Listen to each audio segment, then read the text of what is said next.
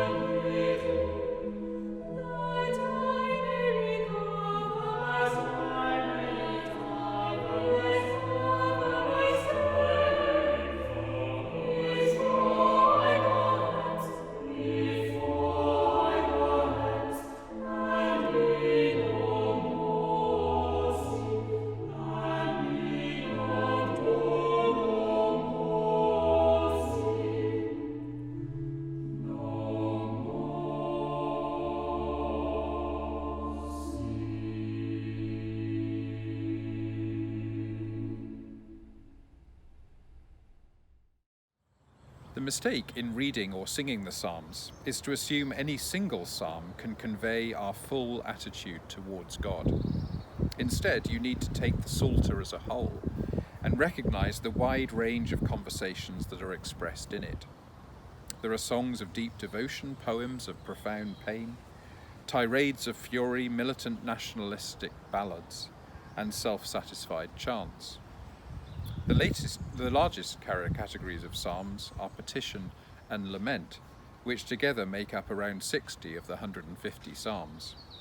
Petition refers to straightforward requests to God to render the world as the petitioner would have it, often to punish the wicked and uphold the righteous, to defend the weak and to disarm the mighty. Lament sets the goodness of God in tension with the drastic nature of a painful situation and calls on God to close the gap between the two. Samuel Sebastian Wesley's anthem Ascribe unto the Lord, derived from Psalms 115 and 96, especially the section we're about to hear, The Lord hath been mindful, is one of the great pieces of choral music composed in England between Purcell and Stanford.